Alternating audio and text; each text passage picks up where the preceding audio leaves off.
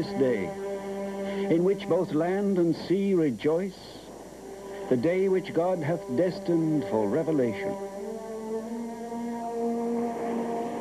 That day of God was renewed in the Holy Land a century ago, on the shores of the Mediterranean Sea, at the ancient city of Akka, and at Mount Carmel, the holy mountain of Elijah the prophet. Modern Haifa has grown upward and outward. In its midst, the world center of the Baha'i faith, newest religion to call Israel its home. On the mountainside, a beauty spot, whose crown jewel is the shrine of the Bab, the gate to the new revelation. He whose dust was the spirit of Elijah returned to his holy mountain. High on the mountain, a monumental building was soon to rise. It was to be the Ark of Destiny for all mankind, the seat of the universal house of justice of the Baha'i faith. Singular gardens lay ready as a setting for the new building. Gardens honoring the dust of the esteemed daughter of Baha'u'llah, of his martyred son, and of his beloved wife. All about on the waiting mountain were formal gardens, serene, inviting to prayer and meditation. The gardens on the Ark, creation of the beloved guardian, are the setting for the International Archives building. To it go the Baha'is on their pilgrimages. To it went the delegates to the 1973 International Baha'i Convention. At the shrine of the Blessed Bab, they paid homage to the herald of the faith. Climbing the pilgrim path in awe.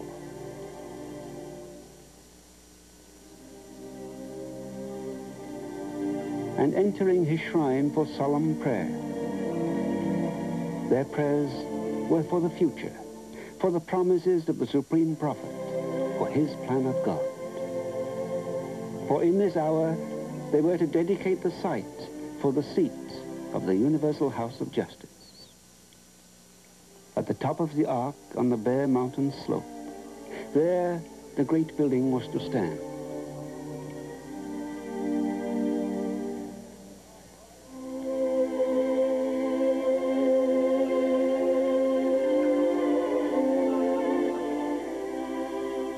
Eagerly, expectantly, they awaited the dedication event on that bright, sunny day in late April. Charles Walcott, member of the Universal House of Justice, opened the event. Prayers by the hand of the cause Jalal Qazi and others set the tone of joy and expectation. Amatul Baha Ruhiyah Khanum eloquently spoke on the meaning of the hour.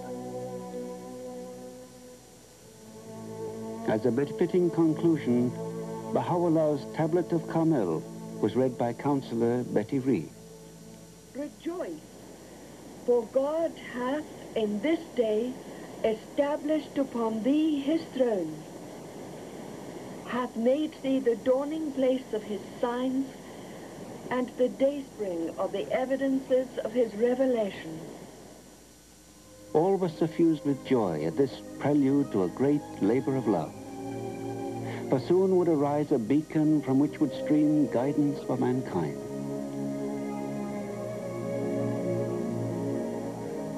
Now the delegates returned to the duties of the convention. Full of the warmth of loving fellowship,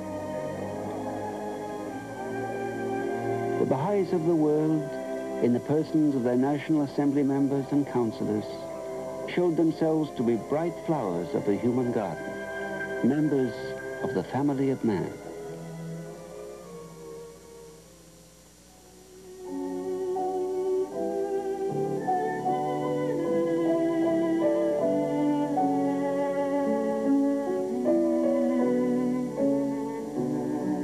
The design of architect Hossein Amanat was chosen for a building in the classical Corinthian order.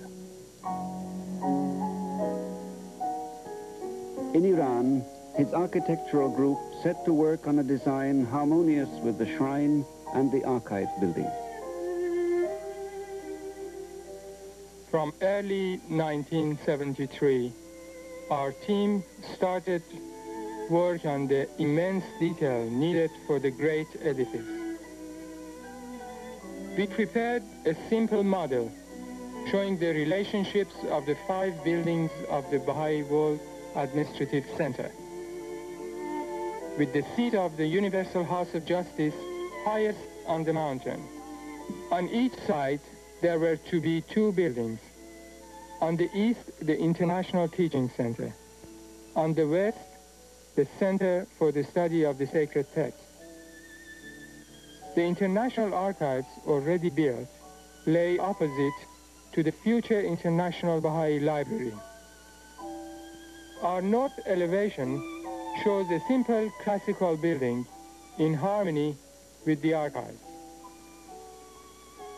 This section exposes the 2 wings, east and west, mostly used as functional spaces for offices. The council chamber, the heart of the building, is in an octagonal core, inspired from the geometry of Persian architecture. This core contains 3 other main spaces: the multi-purpose room, the entrance hall, and rotunda. The detailing of the project was a huge task. For example, the Corinthian capitals had to be drawn at full size. Work was very intense for the first 3 years and lasted until the building was occupied. In 1976, we shipped the initial working drawings to the site office in Haifa. Various details of the construction were discussed with Mr. Aziz Khabihur, who accepted to be the resident engineer. Hundreds of drawings had to be prepared for the guidance of the engineers and contractors. For this unique building, completely new to our time. It was now the time of the engineer, when concepts and plans soon were to become concrete and steel, marble and granite, fittings and furnishings.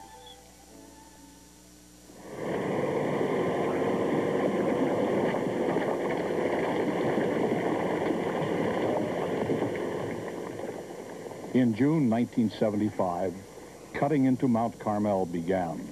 The excavation aided by noisy metal monsters. Caves were encountered in the limestone, into which great volumes of concrete were poured, with grouting of the fissures. The soft Carmel limestone was readily pulverized by many metal jaws, until, by December 1976, a platform and terraces were shaped for the giant building. At bedrock level, trenches and footings were hacked from the stone. The first pillars and walls soon sprouted from the rock floor.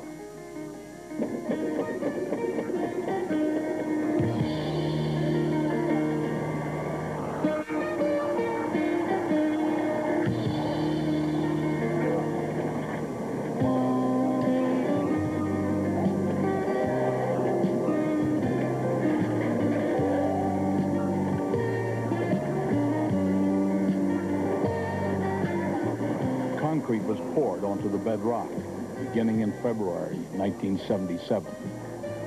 Thus began 2 years of ceaseless pouring of cubic yards of concrete by pump and bucket, each floor or wall heavily reinforced with steel bars.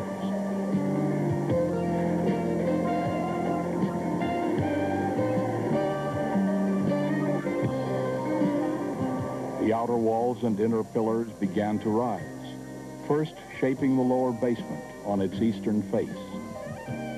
Above the lower basement, the upper basement took shape, its foundation floor extending to the western edge of the building.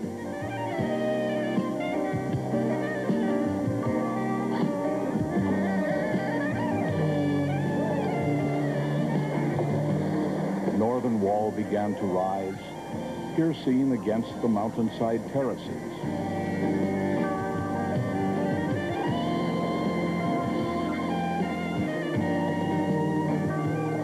The massive slab of the ground floor took shape, a slab which would become the grand concourse. The great stairs of the concourse were poured, then the side stairs leading to the first floor, which was already framed and concreted.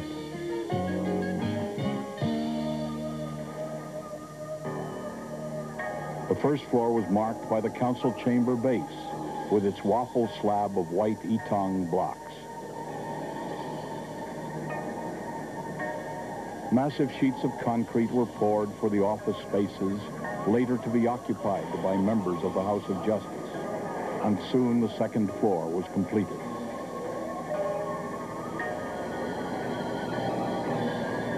With the pouring of the third floor for the Secretariat offices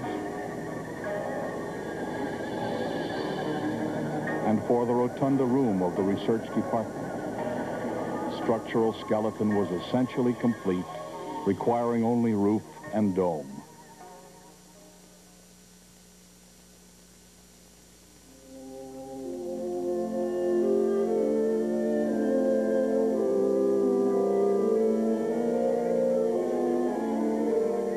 Delegates to the 1978 International Convention celebrated a special event, the further dedication of the building.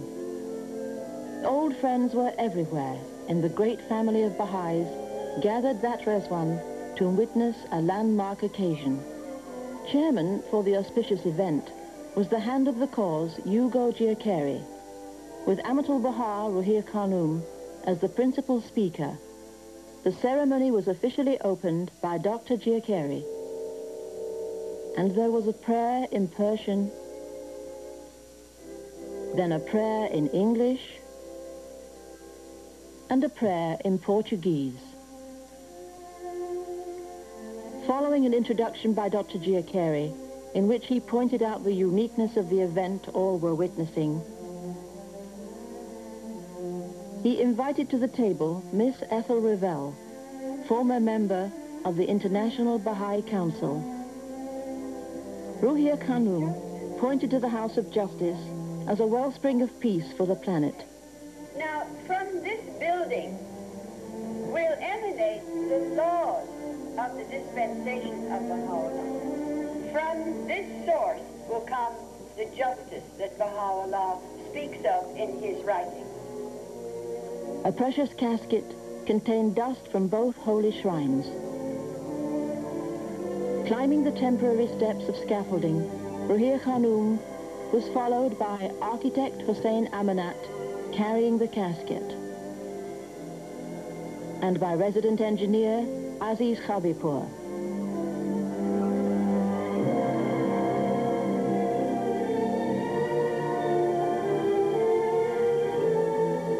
The solemn act of placing the dust in the niche prepared for it and fixing the seal in place with mortar brought a new measure of sanctity to the council chamber within.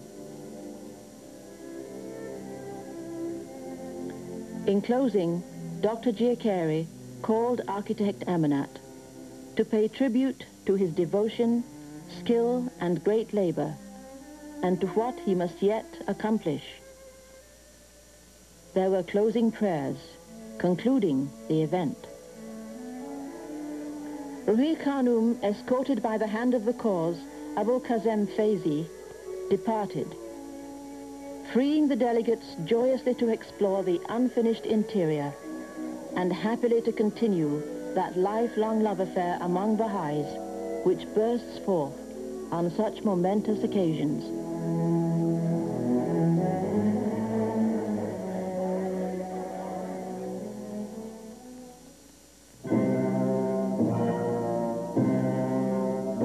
The great historic buildings of Athens were constructed of marble for its beauty and durability.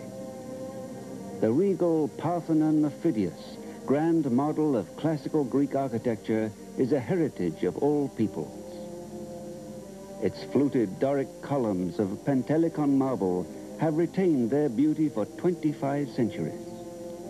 The long life of the Athenian temples suggested that Greek marble should be chosen for a 20th century classical building designed to last hundreds of years. Mount Pentelicon lies close to Athens to the north. Its enormous quarries have long supplied white marble for the aesthetic needs of builders in the Western world.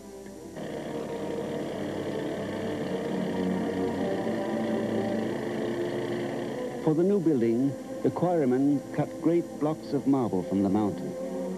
The blocks were rough-hewn to fit the specifications for shafts, bases, capitals, and flat pieces.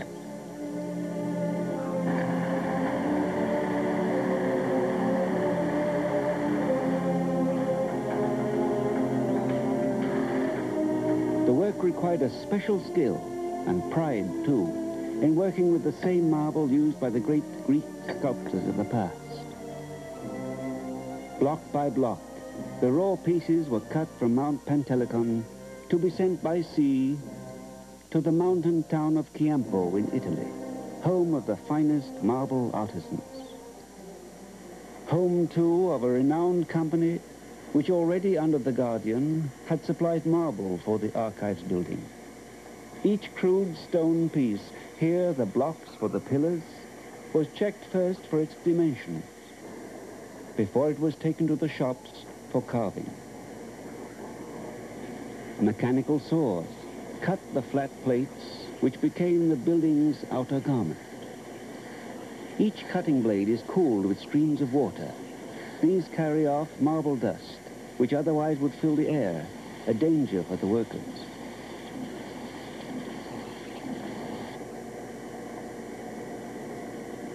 Inside the great shops, careful craftsmen precisely cut entablature pieces, grinding the great plates with incredible nicety, with the aid of newly devised electronic control.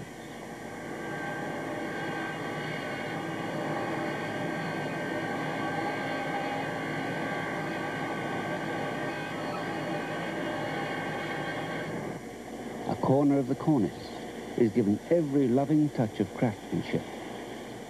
Few will see the egg and dart and bead designs of the high cornice, but nevertheless, each is lovingly crafted. The different rosette designs, all of rare beauty, each require high skill of hand, but a loving heart for the work.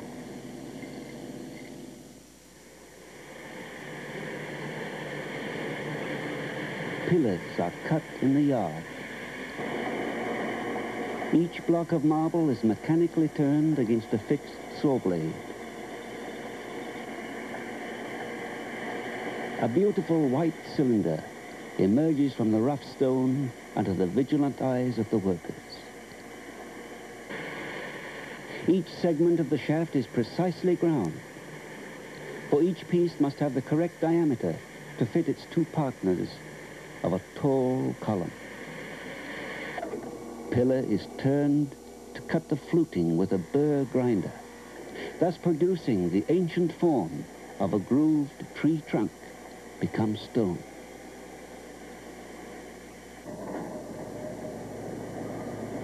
Great cubes of marble were assigned a special destiny, to become the Corinthian capitals of the columns. Sent to the cutting table, the first action is to hack away the excess marble at the corners of each block.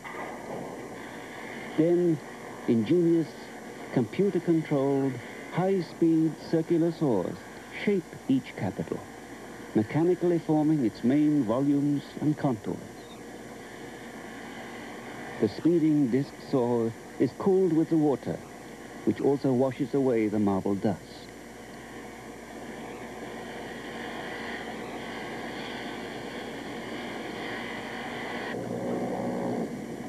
Thereafter, the craftsman cleans away the excess stone with a power chisel, with hands as sure as his ancient forebears, mechanization even aiding his handicraft.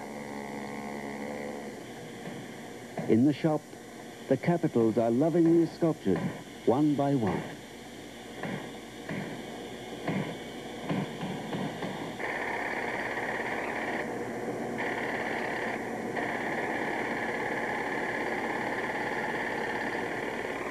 the acanthus leaves begin to emerge. The modern craftsman in marble handles power tools with that master's touch which carvers of ancient Roman times and of the Renaissance once achieved with hammer and chisel. Now carving a leaf of the middle row, now carving the leaflets of the frond itself, carefully revealing the symmetry and beauty within the marble. Rib and vein, the leaf form emerges gracefully from the stone. At the capital's top, a flowing scroll is fashioned and ground to a shining surface to become a thing of beauty for the centuries.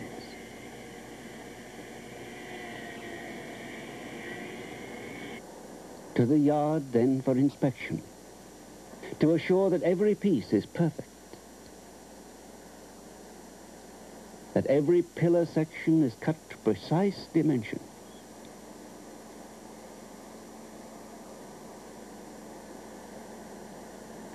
That every capital is a flawless piece of art in marble. Until finally, most careful packing of the great stone jewels, soon to be shipped to the noble building awaiting them in the Holy Land.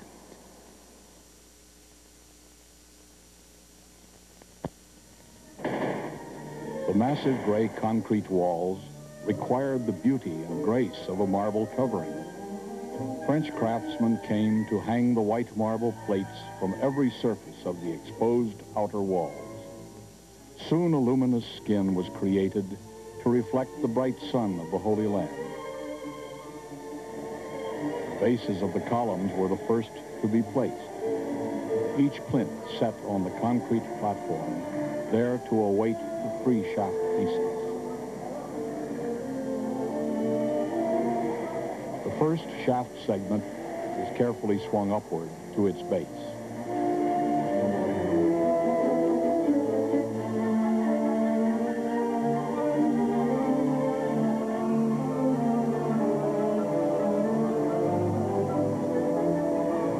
Then the middle segment is guided to its seat.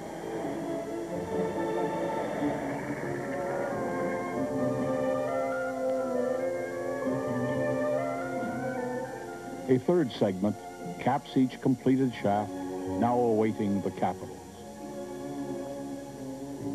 The Corinthian capitals are the crown of the colonnade. Extreme care must be exercised in lifting each heavy capital to its high permanent home.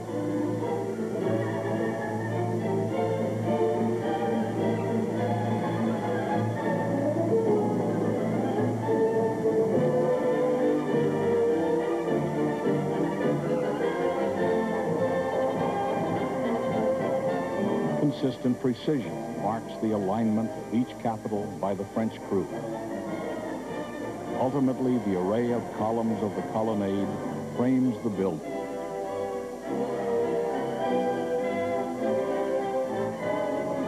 The great front stairs are framed by the carpenters for casting in concrete.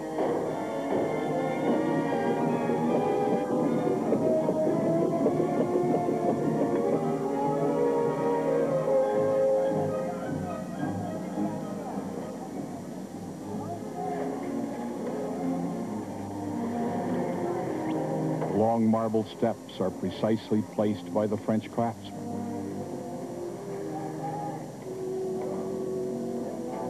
The massive concrete lateral arms of the stairs welcome the magnificent marble blocks, which are their covering.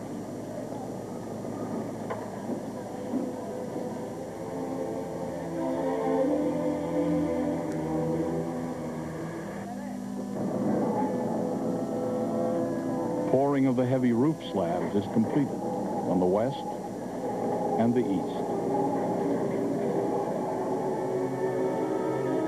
With the roof completed, drum and cornice cast, wooden framing began for the concrete cap of the dome.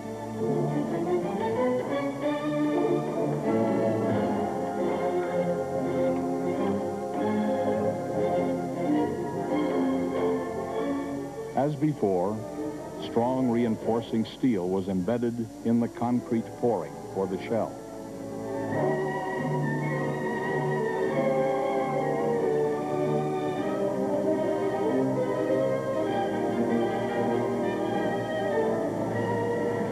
All cement surfaces were painted with bitumen as waterproofing.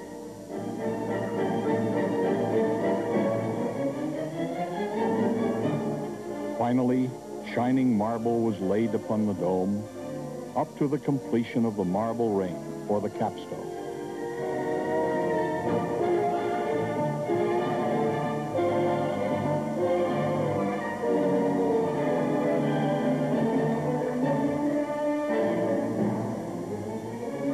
With the capstone rim completed, the dome port was ready to receive the capstone.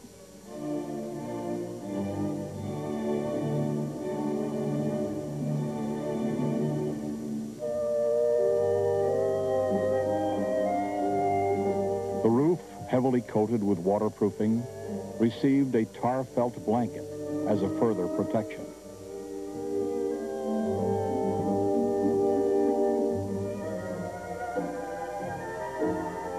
A layer of insulation was placed against the sun's heat.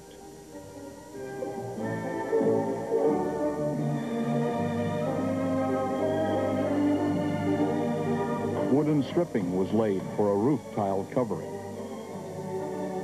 and ceramic tiles were placed by skilled teams.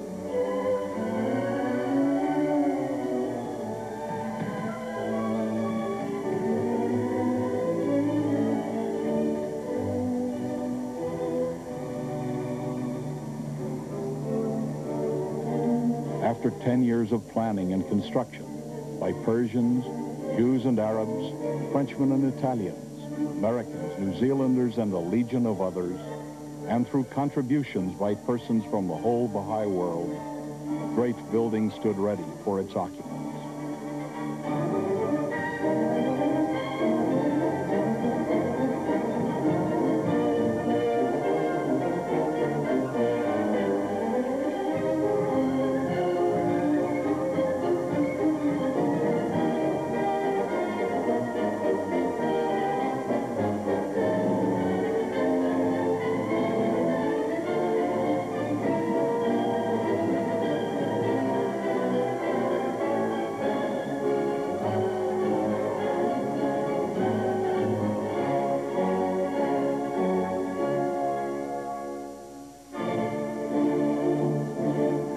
In 1983, the beautiful building embodied a vision of order for mankind. Its western wing of offices and its eastern wing flank the central core, seen outside at its lowest level as the Great Stair. The living core is felt in the multi-purpose room, in the central hall of the Grand Concourse, in the council chamber of the House of Justice, and in the research department, present home of the writings, from which comes guidance for the new day of God. From its seat on the holy mountain, the House of Justice looks to its meridian point, Baji, beyond Akka, and to all compass points of the Baha'i world.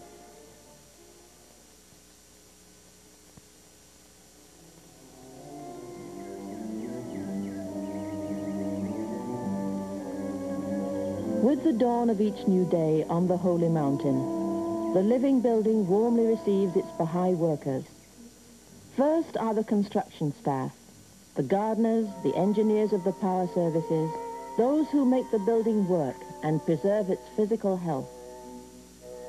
Simultaneously, the maintenance staff streams in to see that cleanliness and order are maintained in the building. Most are young people, volunteers from the four corners of the world, joyously giving special and hard service for months or years. In the engine room, air chillers for a hot land whine into action. The furnaces are checked for their use when cold weather comes. A diesel generator awaits any emergency while the power mains bring in electricity for every need. All the mechanical services feed into the building through the great corridor under the colonnade.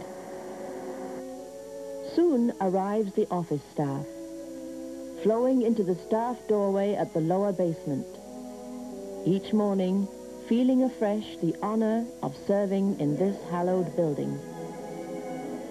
Some walk upstairs, passing the bookstore with its exciting displays of Baha'i literature. In the Department of Finance, work begins promptly. The treasurer and his associates are involved with increasingly complex responsibilities for worldwide Baha'i activities, which require well-trained staff of reliable and efficient Baha'is. Next door is the data processing service, much needed by the departments of the World Center. Baha'i computer scientists, engineers, analysts, programmers have begun to revolutionize the efficiency and capacities of the staff. Computers will make it possible to manage the heavy administrative demands of the growing Baha'i world community. Once a week, the World Center friends meet in the multi-purpose room for prayers and for... Wonderful news. The Foreign Minister of the Netherlands yesterday addressed the General Assembly of the United Nations on the Baha'i persecutions in Iran. The first time the faith has been mentioned in the General Assembly. And now, the World Center Social Register, news of our comings and goings and our housekeeping affairs. The weekly meeting inspires the staff, bringing the warm spirit of the faith into all their varied services. The grand concourse on the ground floor evokes awe, for it is the place of the election of the Universal House of Justice, where hands of the cause, councillors and delegates are seated. In the South Bay, a nest of furniture awaits occasional visitors. The lovely North Bay contains the historic painting of the Most Great Prison by Marion Jack.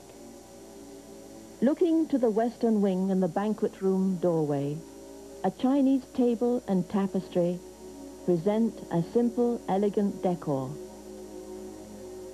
Adjacent to the concourse is the banquet hall, where future ceremonial events can be envisioned. Above are great chandeliers, befitting the occasions to come. Overhead, in the balcony of the hall, a workaday vital labor goes on, for the World Center Library is there, developing its resources for research and services, seeking to acquire every publication having reference to the Baha'i faith. The librarians seek answers to reference questions in the books, pamphlets, clippings, and periodicals in the collections. All these activities are the first steps toward a great library of the future with its own building. The second floor is occupied by the House of Justice members and their aides. Each office of a House of Justice member is modest but adequate. Each window looks north to Baji, source of spiritual illumination. Each is furnished according to the member's taste, displaying precious books, the bust of a distinguished father, the graceful calligraphy of Mirza Bozorg, Baha'u'llah's father. Each secretary aide of a House of Justice member has special assignments, such as refugee problems and translations from Persian to English. Each secretary aide is excellent, her high skills augmented by long Baha'i experience. Word processing by computer has become a great labor saver for every capable aide, several of whom have been National Assembly secretaries.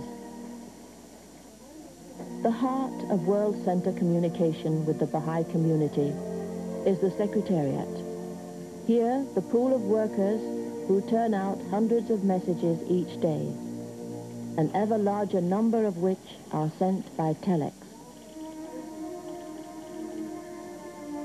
All papers, incoming and outgoing, ultimately are consigned to the master reference file, a massive storage and retrieval system which requires detailed work by many people. The workers are painstaking and persistent in their difficult tasks, keeping order amid the flood of letters whose accurate indexing and filing makes rapid retrieval possible. The research department serves the World Center, calling upon the extensive files of copies of the holy writings of the faith. The research staff responds to questions from many sources, but principally from the House of Justice. There is frequent consultation on improving translations and on references from the boundless wealth of the writings. And there is endless indexing and making extracts from the holy texts. The Department of Statistics measures the progress of the faith in many dimensions of its expansion and consolidation, collecting and recording facts from national assemblies and their committees, from letters, from every available source. Data are fed into a computer bank for later retrieval, and for analysis by trained statisticians who study the quality of Baha'i growth worldwide. At each day's end, from every department, the staff streams forth from the building, ever aware of the rare opportunity for service which they have been given.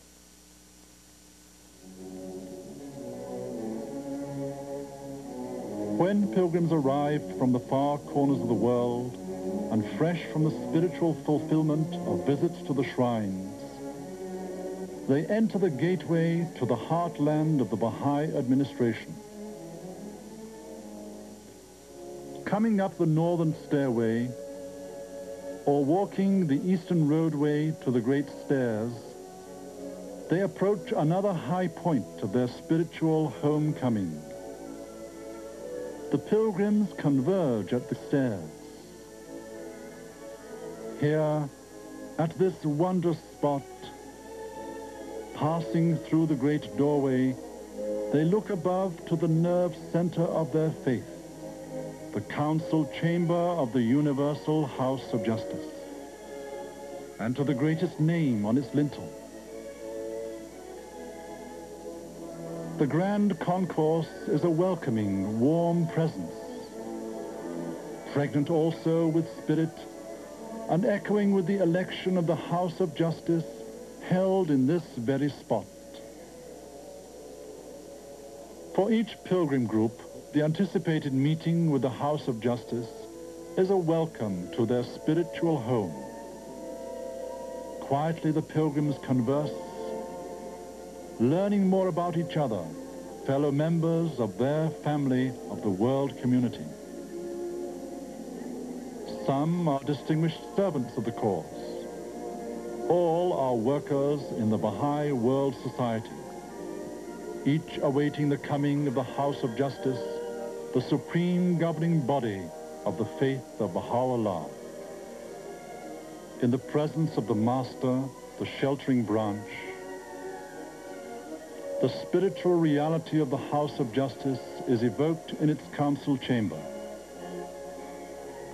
9 members elected from the Baha'i world community consult here, making their weighty decisions,